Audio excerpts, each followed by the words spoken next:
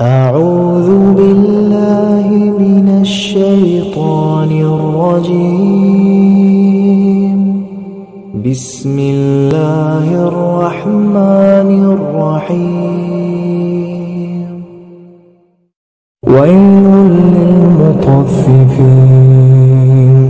الذين إذا اكتالوا على الناس يستوفون وإذا كالوهم أو وزنوهم يخسرون.